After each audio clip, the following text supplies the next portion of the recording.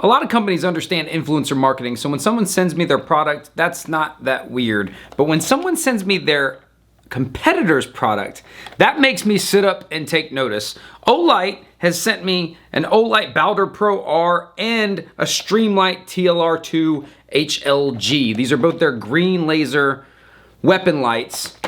And I'm curious, why would they give me one of these and tell me to review it? Right out of the gate, I think I already have an idea.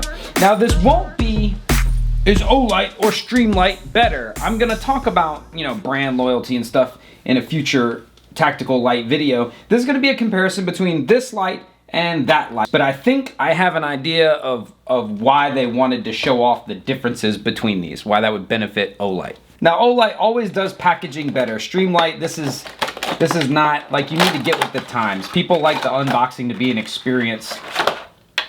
That was not an experience. That's the TLR-2. Watch this.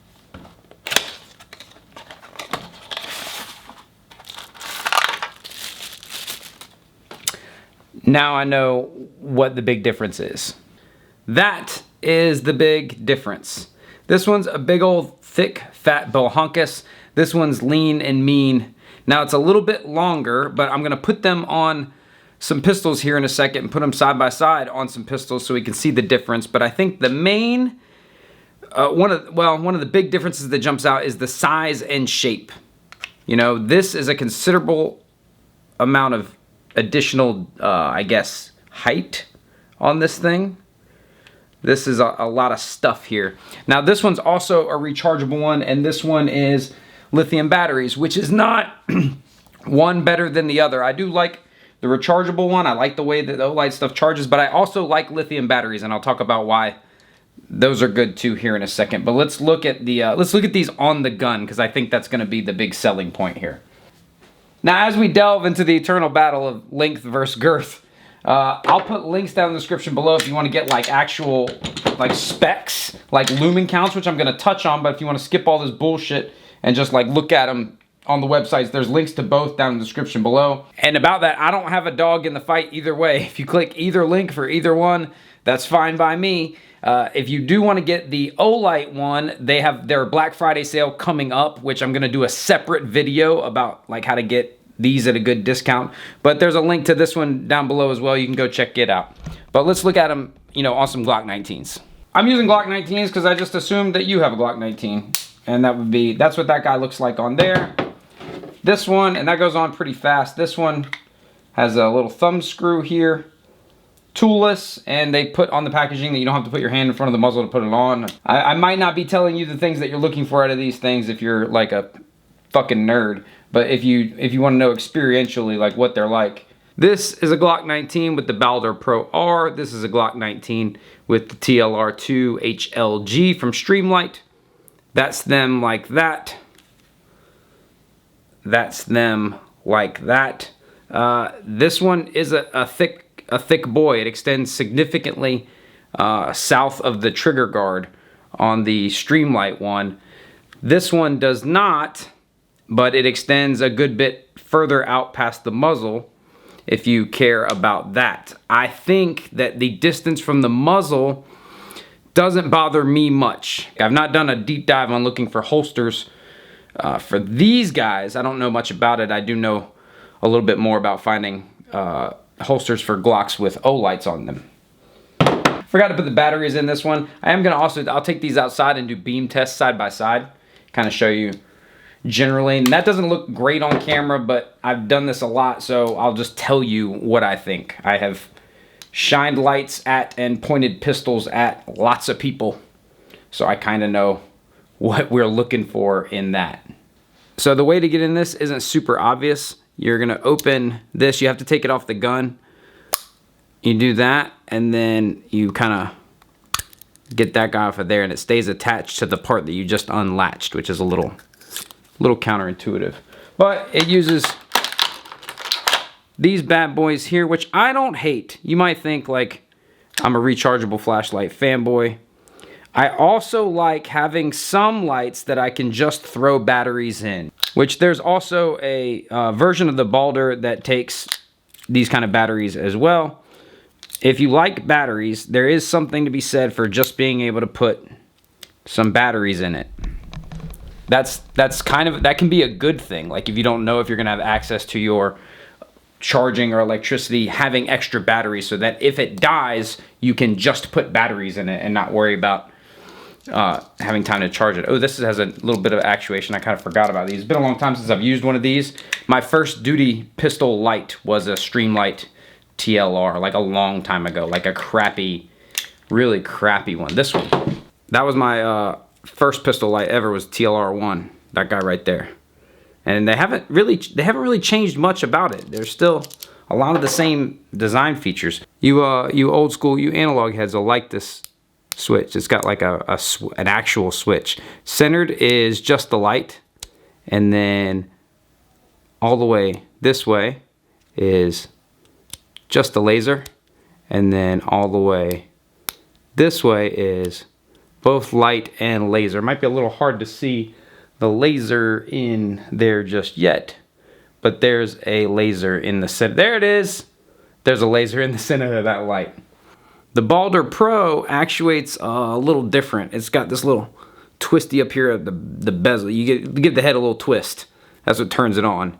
Got all the way over here. You got just the light all the way to this side, and you got just the laser. And then if you put it in the middle, you get the light and the laser. And on this one, the light seems a little more like even. It doesn't have the brightest spot in the middle. We'll have to be sure when we go check in the yard, but you can pick up that laser in the middle there. Is quicker on, quicker off, and you don't have to take it off the gun to recharge it. It's got that their proprietary charging system on the bottom. Some people like that, some people don't. The reasons why you wouldn't like that is if you don't have the charger for it, but it comes with one. It comes, you put that on there, that's how you charge it. Don't sweat it. They thought of everything. Now, as far as actuating them, there's pros and cons to either way. The Olight one has these little things here. You push them in, you can push in this side to turn it on, you can push in this side to turn it on. You push them both and you get the strobe, which is, don't worry about it, it's unnecessary.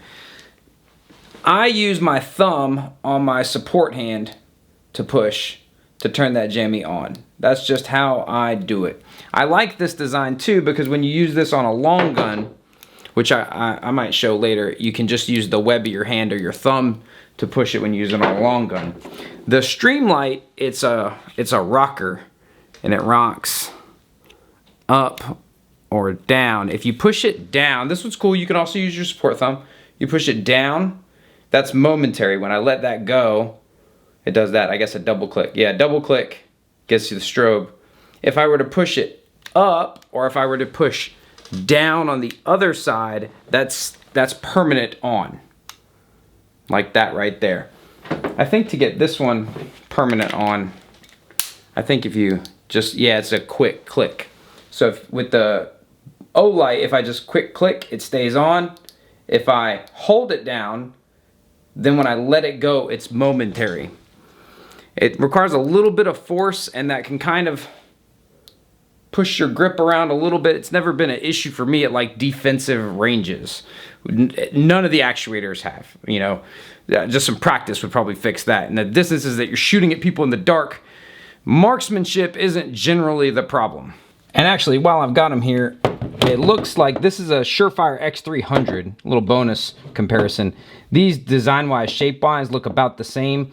The actuators on both these are better than this one. I never liked the actuator on this one. You have to push it kind of too hard. It's okay, but I don't love it. The actuators on these are a little soft, a little easier to push, and a little smoother to operate. So I kind of like those a little bit better. But that's what all three look like on Glock 19s. Oh, so you do have a low mode. That's cool. I do like having access to a low mode. That way if you're actually in the dark, like when you're actually in the dark, this much light can be a little disorienting. Like when I shine that on my monitor, that's unpleasant to look at. So if you do want a low light, like if you're tromping through the woods or something like that, that's good to have. This one, you've just got that similar amount of output all the time. I wonder, do I have a, I wonder if you have any kind of There's no modes as far as I can tell on the Streamlight one. But just beyond aesthetics of this one being leaner, there's an actual benefit to it, I think. The laser is in the bezel with the light, as opposed to sitting on the bottom like with the Streamlight. So if you're actually going to use this on a long gun, which I've always used pistol lights on a lot of my long guns, I like this actuation better for that purpose, rather than the rocker switch, which my first pistol light was that TLR, and this was my first rifle that I ever owned. I also won't have to take this off to charge it ever, depending on how it's set up or where it's at in relation to hand grips or whatever else. And it's closer to the bore axis because it's sitting in the bezel, whereas with the Streamlight one, the laser's sitting really far from the bore of the rifle, and this isn't set up for a laser anyway, because this would be way too far with this handguard. But even if you got it real close, you could never get it as close as you could get a laser on the Olight. Let's go check these things outside. It's funny because this isn't even like the weirdest part of my job. Like yesterday I was outside hacking apart stuff with a tomahawk, and my neighbor just waved and he was like, "Hey, what's up?" He was like, "You working hard, you know?" So light and distance and stuff at night, it never translates well on camera, but that pole back there is, I think, around 25 yards. The eyeball test tells me it's about maximum distance that I feel like I could be effective with a handgun under stress. I think that's about as far as I'm putting rounds at night at bad guys with any sort of success. Let's do I got the Olight in my right hand, and I have the Streamlight in my left hand. This is the Olight. I can see it plenty, and I can see the laser on it definitely. This is the Streamlight, same. Out here, let's see, just my perception is that the Streamlight seems slightly more focused, like a smaller flood and a hair brighter, and then the Olight is a little wider of a flood, and that's just my eyeballs telling me that. That's not any sort of scientific analysis. That's the way it appears on the ground as well. Generally on camera it'll look like just kind of a lot of light, but I see a little more defined circle on each of these than you probably see on the camera. We're out a little further. I gotta be quick before my neighbors see what I'm doing. This, I think, I got some ambient light in my face, and this is about maybe closer to 45, 50 yards. Same thing, I can put the laser right, it is very easy to see that laser on the camera. This is the Olight. That's the Streamlight. That's those lights. These actually do better. These look better. Oh wow, I have lighting. If I had to make a recommendation between either of these two, I couldn't tell you one or the other. And I got no skin in the game. You know, people think like, oh, well, you make all these Olight videos. Just Olight sends me their stuff. Streamlight doesn't. They're both great. I like them both. There are a few key differences that I think are significant. I think that the Olight one looks better. It's more slender. But if you want lithium batteries, then you need this one right here, which Olight Baldr does come with the laser in a version that takes the lithium batteries. That's it on a Glock 19, of course. But that's rechargeable. If you're just sort of casual and you don't get your batteries for free, like you don't get them at work, and the rechargeable save you money in the long run. The batteries, these lithium batteries, get expensive. Anyone who uses the little 123s knows those things are pricey. But if you want to be able to throw batteries in it when it dies, that's what you need, or that one down there. I'll put links down in the description below. With Olight, I do have a discount code. It's 10% off if you use code H2H. But they have a big Black Friday sale coming out, and this is on it, and I'm going to do a whole video.